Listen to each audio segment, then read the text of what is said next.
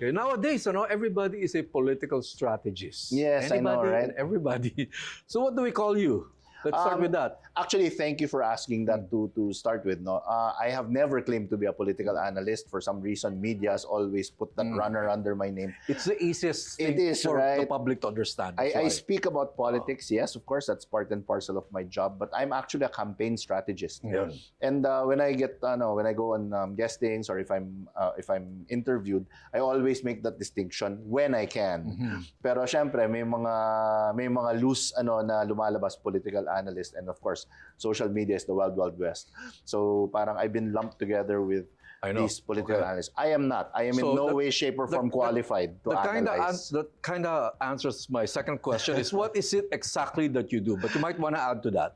Well, I'm a campaign strategist in as much as I am here to fix and to put forth what we call the 4 M's of political candidates, namely the man, message, machinery, and yes, money quadrants of candidates who want to seek public office and secure a winning spot. So ako yun, I'm that guy. It's a profession. Absolutely a It's a profession. profession. It's been called many things, PR, pero PR parang scratching the surface lang. Yes. Kasi PR more of media. Hindi mo naman matatawag na advertising yan kasi a lot of it is what we do is below the line and operational. Are you limited to getting your clients to win or beyond that? Or is winning even has to happen while your client is in office? Alam mo, boss, meron tayong kasabihan sa Pilipina. Hindi pwedeng sa hirap lang tayo magsama. Kailangan sa ginhawa din. So usually what happens is when I'm able to bring candidates to victory, they usually sign our agency on for retainer just to maintain the image and just to help with crises. To help smoothen crisis. That's also what I do.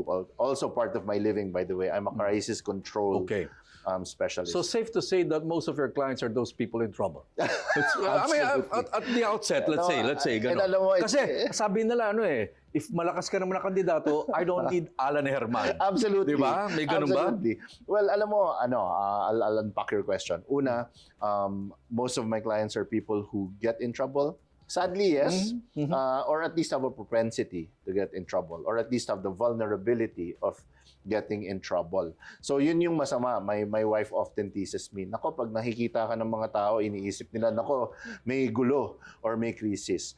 And then to your second point, kung magaling ka na kandidato, you won't need a persuasion specialist like me. Okay. Agree, but to a point. Kasi PR kasi yan, tatlo yan, di ba? Public relations, performance and recognition, perception and reality. Yung second point dyan, performance and recognition. Kasi may mga kandidato talaga. And we see this, ang lungkot, it's a sad reality, that some candidates are really hyper-performing. They're really good, decent, hardworking candidates that are there for the betterment of their constituents. Pero dahil hindi nabibigyan ng recognition, nahihirapan manalo. So siguro that's part of my job also. To give that performance the equal, if not more, recognition. Or we've seen also, especially in these last elections, that are strong candidates at the start who actually Who fail. who fail. Diba? That's a science. The election is for them to lose. Yes. Kumbaga tinalo nila yung sarili nila. Marami. So, marami ganyan. Lalo sa local, boss. Lalo sa local. So that's also part of our service. We actually measure something called trajectory. You'd be surprised at the amount of quantitative data points and the quantitative aspect of our businesses. In fact, it's a saying in our office. Everybody has an opinion, but you cannot argue with the numbers. So we always start with numbers. Part of our job is precisely to avoid that. Spin control ang tawag namin doon. You're spinning too hard at the start. Wala ka ng momentum, wala ka ng speed. This is a marathon, not a sprint. An election campaign is a marathon, not a sprint. Ideally, you should start 18 months before, pero don't go all out of the gate. Maubusan ka at pipitasin ka. Yun, marathon talaga. Titirahin ka maaga if you're front runner or kung masyado ka maingay. That's a basic rule. Yes, absolutely. And we are the ones who manage that in terms of timing.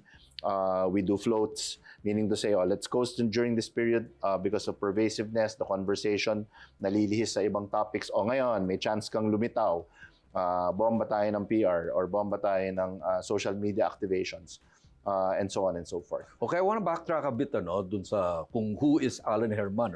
Not too many people know Wow. that you're probably the Nepo baby. I am the original Nepo baby. In this field. In Yes, this field. absolutely. I don't mean that as a diss. It's more like a compliment because your father, Relly Herman, was probably the father of this business, this political services. You know, I Relly Herman. embrace that. I embrace that. I wear it like a badge of honor. And my goodness, such huge shoes to fill. And what a shadow that was cast upon me.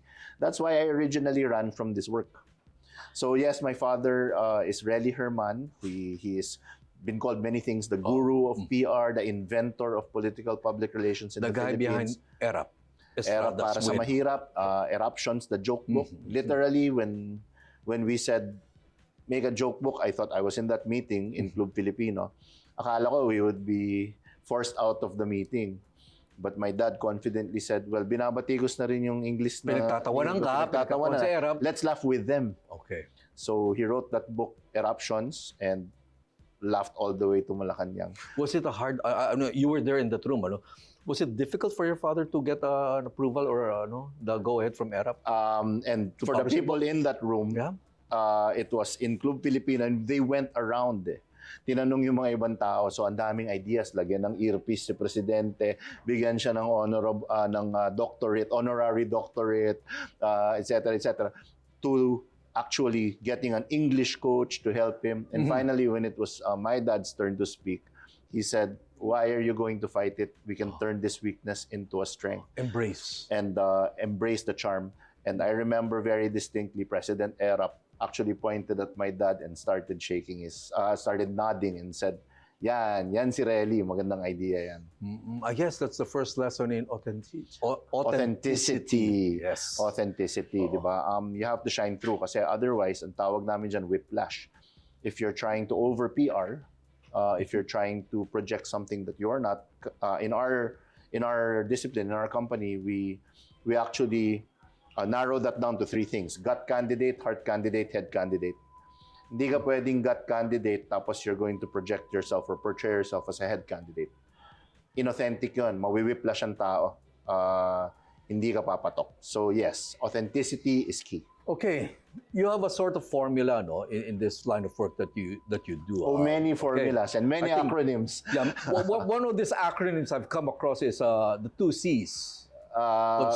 Consolidate your base. Yes. And then after that, explain, convert the Convert. sways. Okay, so ano yan? SSS, CCC.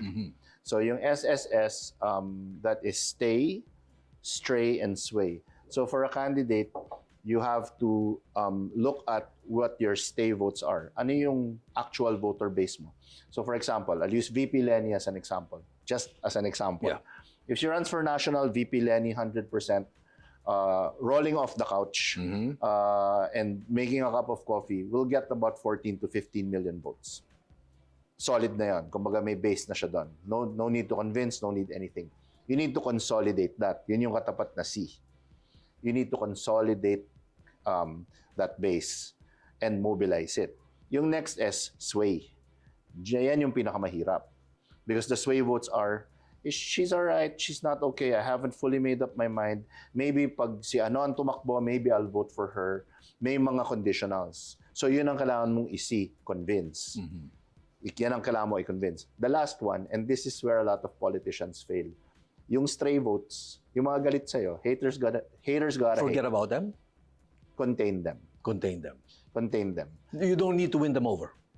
And You cannot. politicians, because of certain politicians, you can imagine the egos that are involved here, will always say, hindi, I can get these people to like me. Di ba? Ano yan Di ba? Napapride sila. Parang ano yan, parang babaeng nililigawan mo na talagang ayaw sa'yo.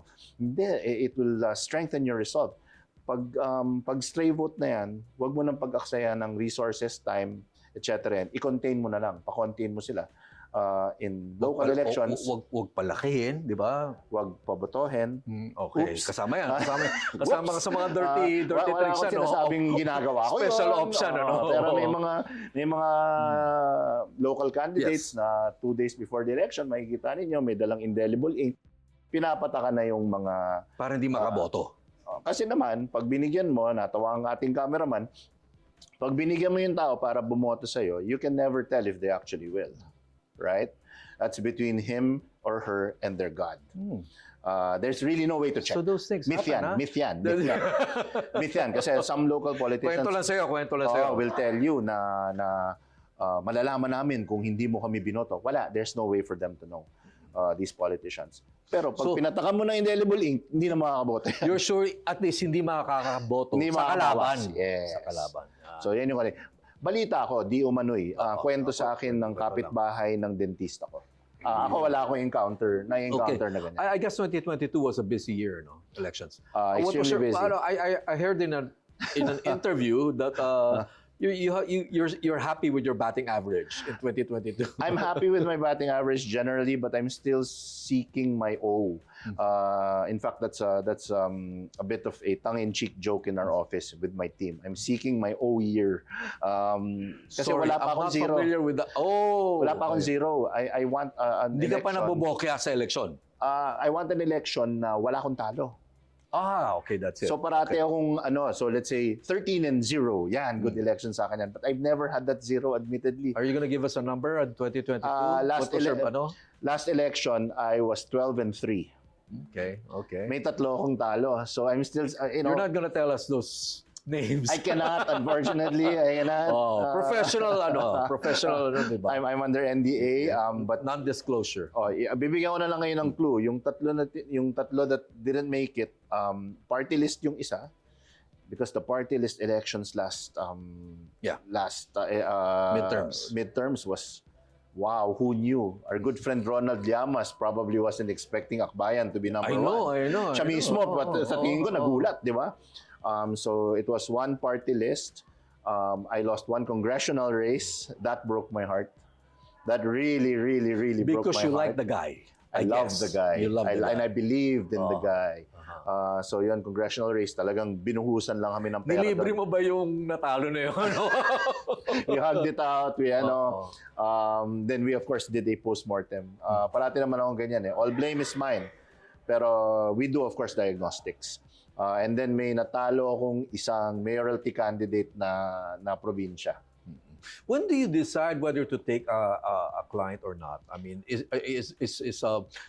do you have to align in values, for example, political values? Dapat ba may chance of winning? Even no matter how small, Okay. are those factors? And I love that you asked that question. I have a sinking feeling that my wife probably messaged you to ask that question. Unang-una yung winnability. Napakahalaga sa akin ng winnability. So we have this exercise, what we call the confession booth, when I really, really examine the quadrants. Yung earlier na sinabi ko sa yung 4 quadrants. Man, message, machinery, and money. Kung yung man natin, halimbawa, just as an example, may sakit. Hindi naman kaya ang mangampanya. Talagang pag nakausap mo sa personal, talagang charmless. So, question mark na sa akin yun. Diba? Yung messaging, if this guy wants to run on a platform, for example, of the environment or sovereignty, kailangan ko ayusin yan. Kailangan kasi ang messaging That's not ngayon, gonna sell. it's not gonna That's sell. what you're saying. Helps lang tayo. Helps. If you will remember that acronym HELPS, you cannot go wrong. Health, education, livelihood, peace and order, social services. Yan ang kumokonek sa tao. Yun Sa lang. natin. Yun lang. If you're talking about anything else, you're not part of the conversation. Kasi I always see, some advocates always insisting that West Philippine Sea is an issue. But if you look at the numbers in the surveys, ang baba niya. Well, kahit sabihin na sa top 10 siya, ang baba. Alam mo, ang survey, mahirap basahin eh. Tandaan na lang natin kung ano nangyari dun sa Ocho Diretso. Yes. Oho. Ano ba nangyari dun sa Ocho Diretso when they ran? That was their main advocacy. Atin to, di ba? They took that little rubber boat. And by the way, I love the candidates of Ocho Diretso. They're great candidates, no? But yung messaging nila medyo question mark. And then the machinery, which brings me to the next M, kasi Ocho Diretso wala ring machinery yan eh, makinarya. Kung tatakbo ka halimbawa, I had a guy, very popular vlogger. Sino kaya yun? I will tell you who is later on. Bubulong mo na lang mamaya. Decided na tatakbo siya. Kilala mo yun, kaibigan mo yun. Tatakbo siya sa kanyang city. Pero pag tinignan mo, wala siyang kilalang ni isang barangay captain, wala siyang leader, wala siya kahit yung association, village association president niya, hindi niya kakilala. So, Was he running for national or local? local. Okay. And then the last That's where one, machinery is really important. yes. The last one is money. The reality is we have what is known as a holster amount. Mhm. You have to have X amount, and I have a formula for it. If you do not have that money in your holster right now, if you're gonna tell me, ni Alan, promise ni Bayaw, magdo-donate siya ng kotse, promise ni ate, magdo-donate siya ng tarpaulin. Kung wala pa yan sa holster mo, then I will always reconsider and say, boss, baka hindi pa panahon. Okay, dali lang magre-request ako ng papel. Can I have a piece of paper at saka pen? Kasi ayoko palampasin to eh. Hindi kami pwede magbulungan ni Alan kasi malayo. Yan, okay. Sulat mo lang yung pangalan. Sino yan? Yung pangalan. Yung medyo masakit na talo dahil you believed in this person. Yung believed in this person. Ayan. Yan yun. Okay. Yan Hindi yun. ako makikita sa... Di ba ang sakit niyan? Medyo kasi Di ba ang sakit niyan? you would assume na sure win. Yun eh. Baluarte. Yun eh. Baluarte. Baluarte ng pamilya. Boss, parang ang joke ko dyan parate is, kung tumakbo ako sa Pasig, tapos ang pangalan ko, Alan Pasig. Oo. Siguro yun, naman yun. may advantage ako doon. Oo, kasi... Naintindihan mo yung sinasabi ko, boss. Pangalan niya eh. Pangalan ng pamilya eh. No? Pangalan niya eh. Di ba?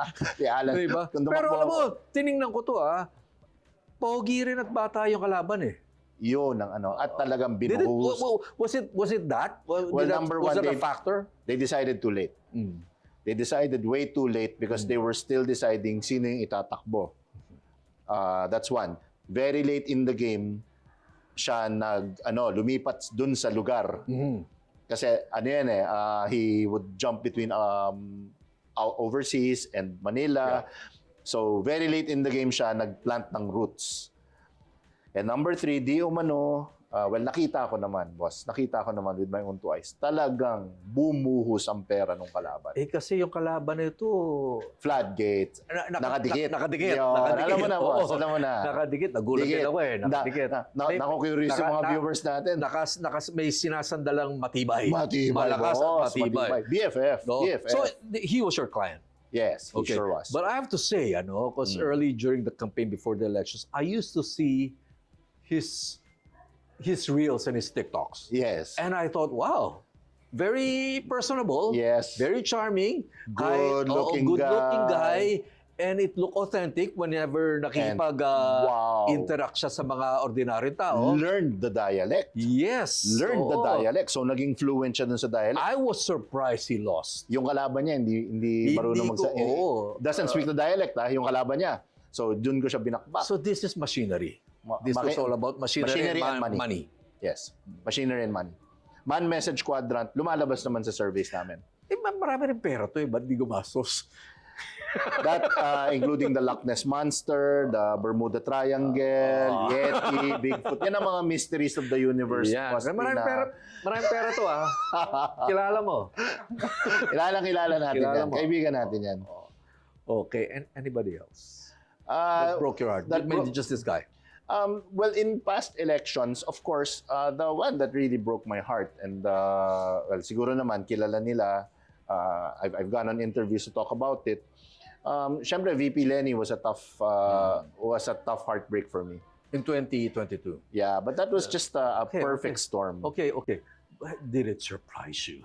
No. She would lose because No. going back to her formula, Yes. na consolidate your base and Yes. convert the sways. Yes. And mukhang, they just consolidated their base and turned off the sways. Well, I'll put it to you this way, Boss P.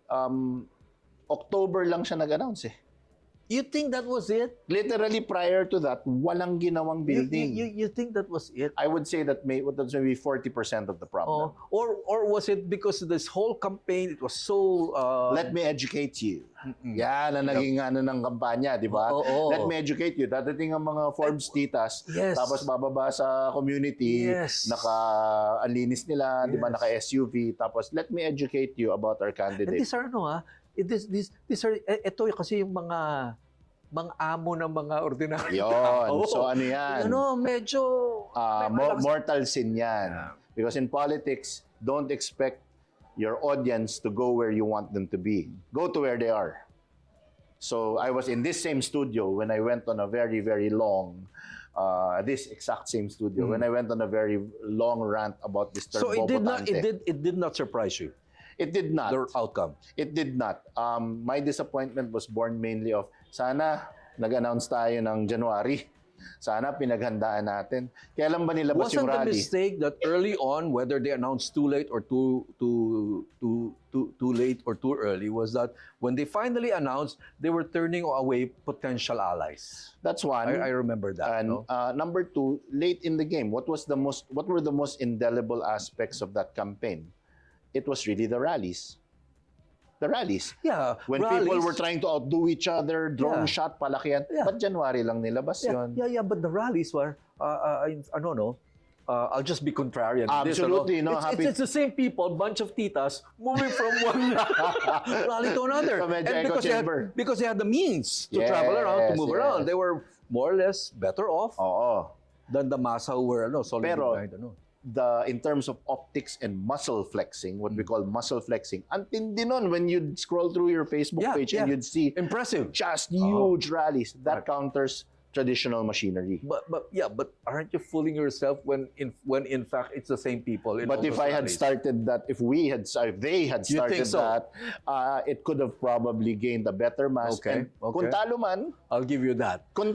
Optics could have swayed. Yes, The baka optics hindi could have swayed masyadong the, tambak. No. baka hindi masyadong tambak. That's what you believe in. The optics could have swayed the Yes. result. Yung artista, bakit January lang nilabas?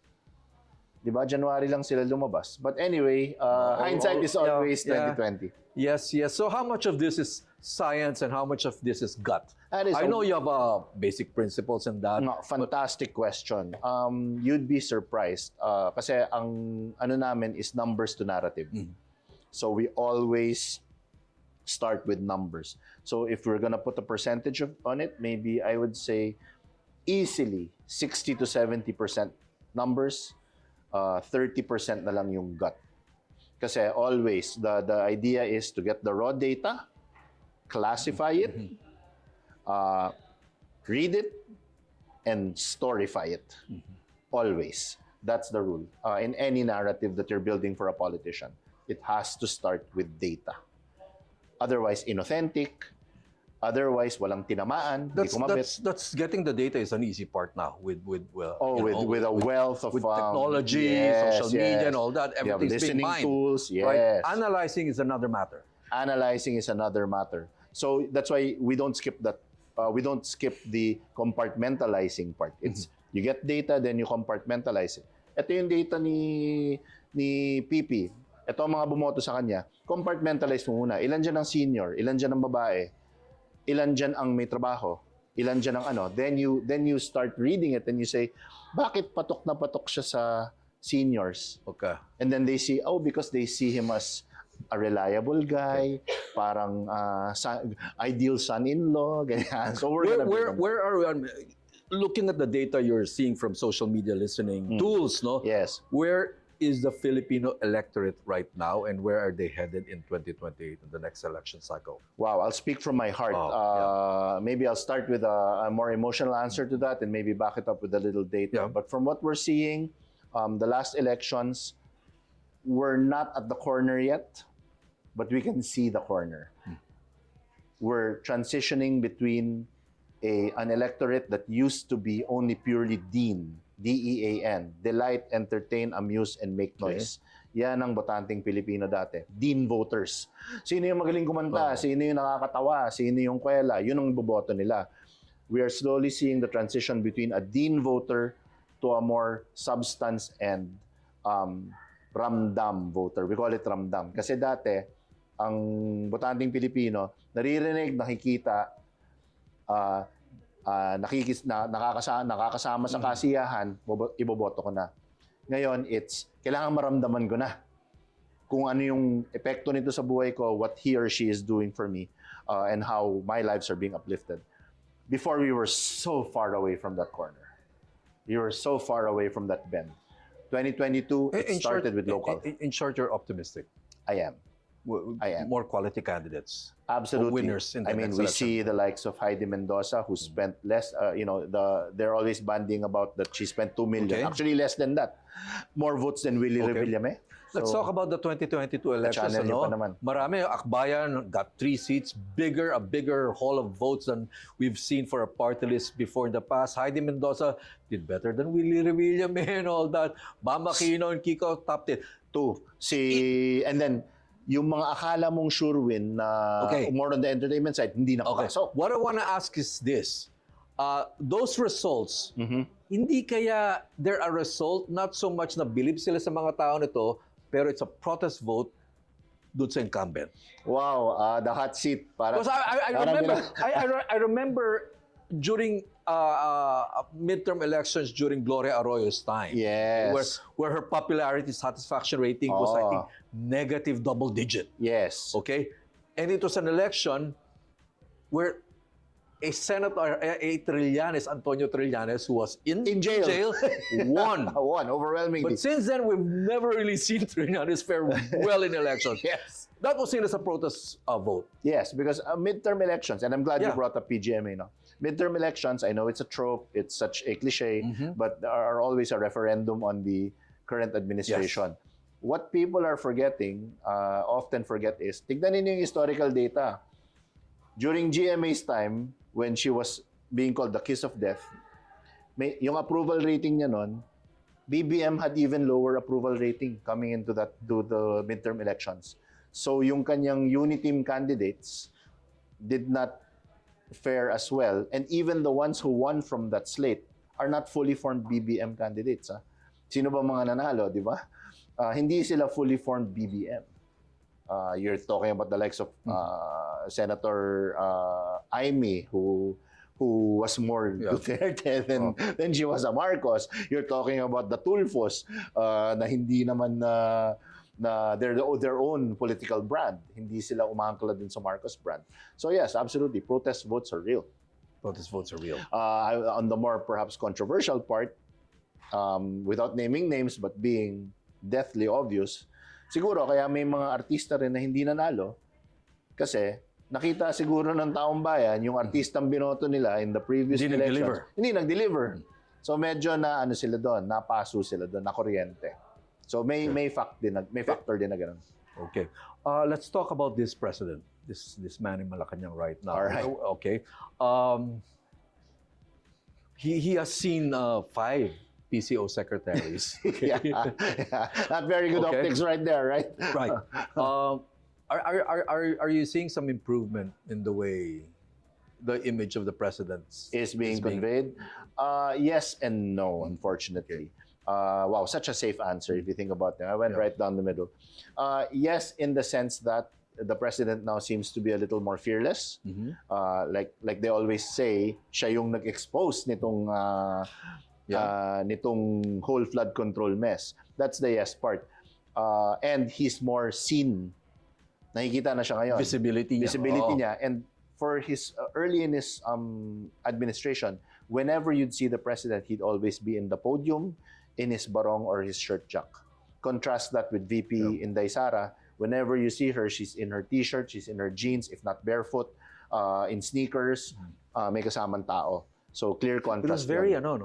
pomp and ceremony. Yes, during the first few years. Yes. The majesty and regard, diba? It was like Camelot 1965. Yes, of the father of the father. office, diba? Oh. But now at least you're seeing him, he's entering into his vlogger era. Yeah.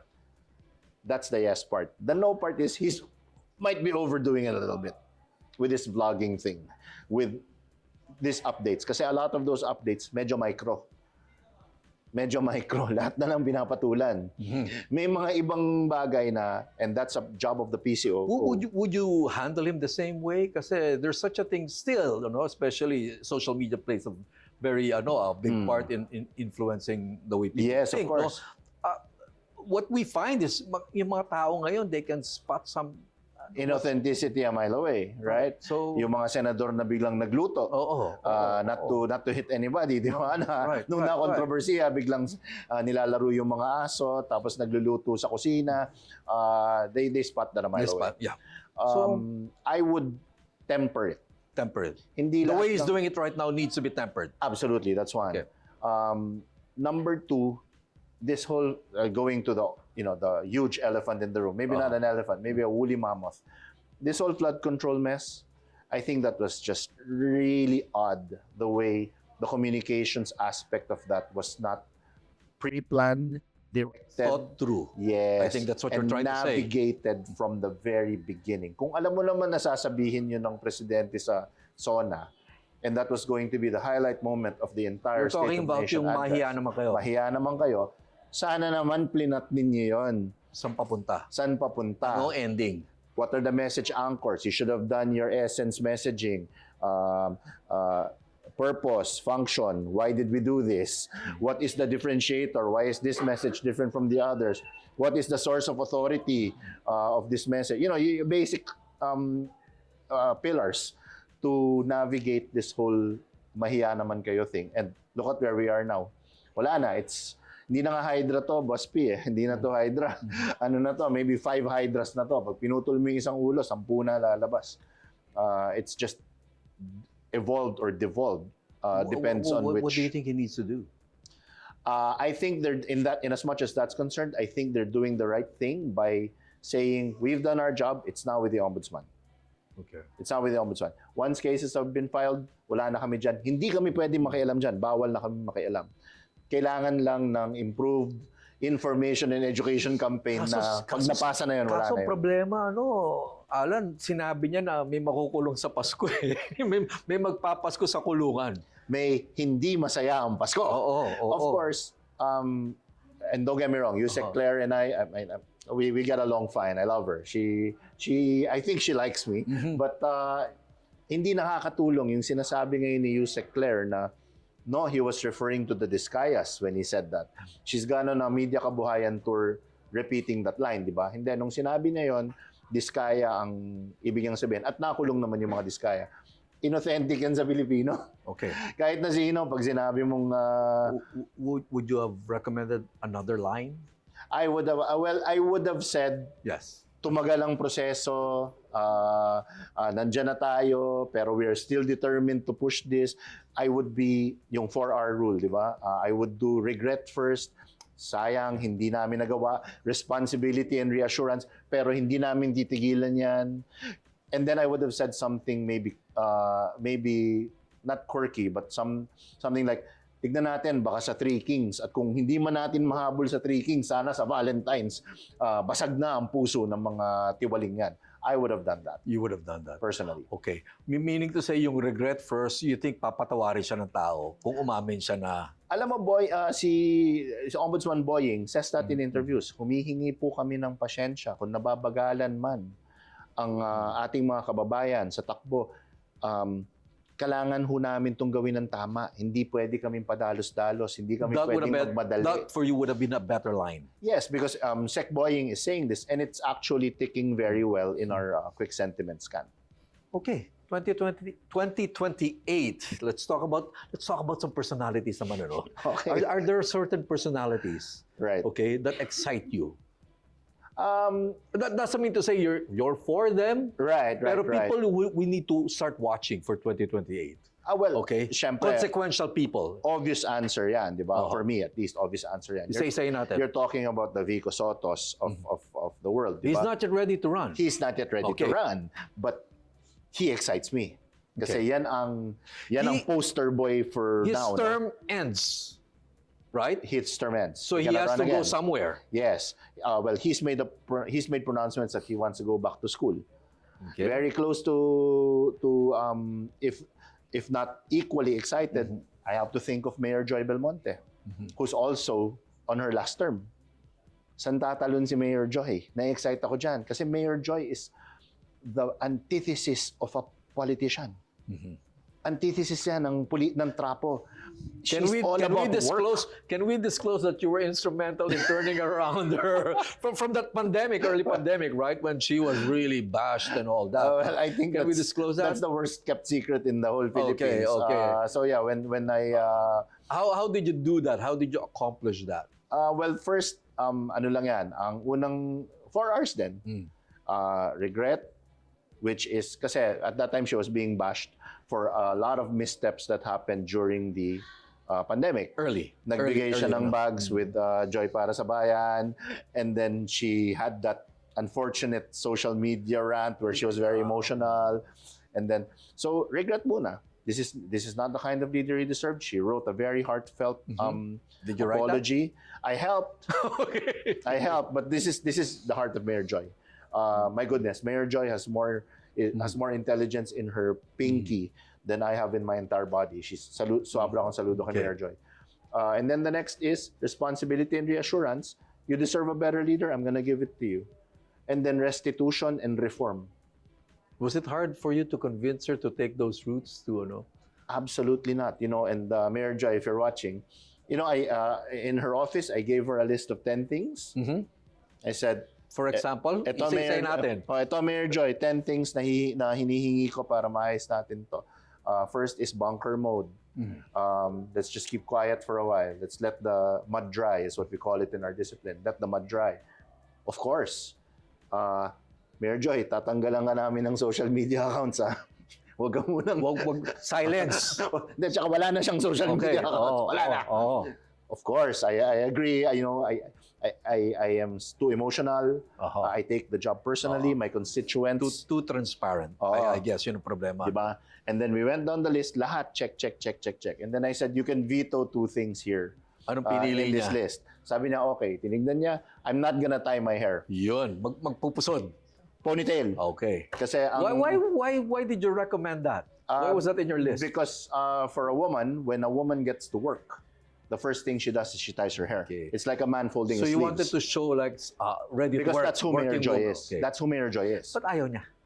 Well, I have to, baka feeling niya, hindi ba? I mean, she looks great. Style, okay. She looks fantastic. Something women only understand, no? She looks fantastic with her hair, di ba? And then another thing is The second one. I had issue with the I wanted to change Joy Para sa Bayan. I wanted to change that campaignable. Two? Well, I wanted it to, I can disclose, I suppose. I wanted to change it to on duty sa QC. On duty sa Okay. QC. Kasi yung Joy Para sa Bayan, for me, it fails the ideal test. Insight, definition, activation, longevity. Pero wala yung pangalan niya dun sa duty para sa bayan. That's what I wanted to do. On duty sa QC, para it's about the city. Well, we all know that all mayors want their name out there. Ang problema lang kasi dun sa, for me, at that time, dun sa Joy Para sa Bayan, is it's generic. Joy pa. That's like the universe, di ba? It's like saying, you might as well say, Alan, mabait. Di ba? Parang it's so vanilla. But you know what? We had a nice discussion about it. She swayed me towards to seeing how powerful the line is and how aligned it is to who she is. I said, you're absolutely right. We kept it. And the proof of the pudding is in the tasting. She got the most votes ever in any Quezon City election. Okay. She's the most loved mayor Right. for how many seasons, di ba? And she's part of this Mayors for Mayors for Good Governance, one of the 3 conveners. That's Mayor Benji Magalong, Mayor Vico, and Mayor It's a new Joy. generation of politicians, mostly coming from Yes. cities and mayors. Yes, and for Gigi. Executives. Okay. Yes. And for Yeah. Gigi. So isa siya sa convener So stand. sino pa? Who else excites you? Vico Soto, Mayor Joy Belmonte. Mayor Joy Belmonte. Actually, ito medyo dark horse. I want to see what Shelo Magno has in her mind. I want to see. I want to know. Of course, Shelo's a dear friend. Don't we need more politicians who have a skin in the game, meaning to say who have experience in local government? Alam mo Because kasi, a president is an executive after all. Yes. Madali lang dumakdak eh. If you're from academe, iba yung discipline ng academe. pero si from Shelo, hindi ko iniisip na mag-executive yan. I think she'd be perfect in the legislative branch. She excites me because she brings that fearlessness, that uncompromising stand. You've had conversations with Shelo. Talagang when she bites down on knowledge. and knowledge. Hindi mo matatalo yan, boss. Talagang cover to cover, sasagutin ganyan. And I want to know... Would you offer your services for free to For free? Yeah, why not? Why not? Pag-usapan na lang, no? You don't have to answer. Magno, pero tinatanong ko. bastos. Hindi, joke lang.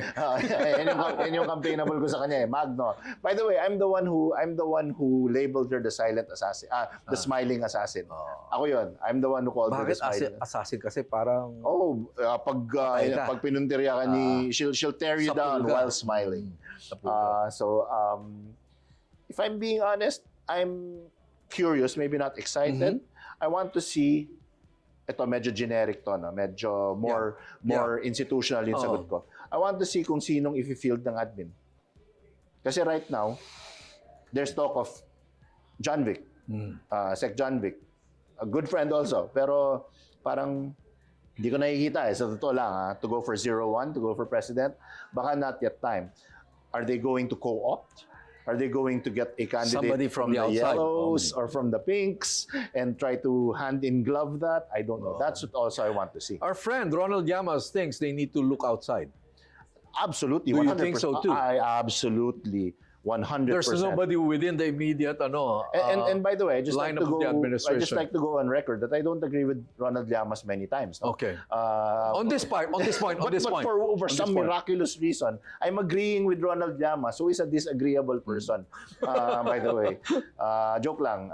Everybody knows I love Sec, but I do agree. Kasi right now, you need that fresh face without the baggage of the admin, who will be insulated from that protest vote that you mentioned earlier. General Torre excites another friend of ours, Richard Hidarian. Does he excite you? Richard Hidarian, the karate guy. Baka karatingin ako ni Richard pag hindi ako ina. In fact, I was here with him a few months back. No, does General Torre excite me or does Richard excite me? No, I don't want to ask that question because people might have other ideas. I know, Let's right? say General Torre.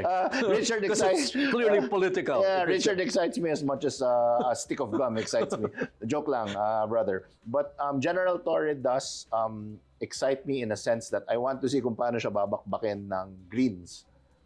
Greens. Greens, the Duterte camp. Because he is, oh my gosh, public enemy number one nila yan. For putting... Yes, Tatay yan ang Diggs public on that enemy plane number to one The nila. Hague. Oo, siya yun eh. Diba? He's the guy that kidnapped the former president. So I want to see kung anong ibabato nila dyan and if he's gonna shine That's through. given. But when you look at General Torre, I mean, is there something in him, innately in him, regardless of how the Greens or the DDS see him, is there something that, something to work on?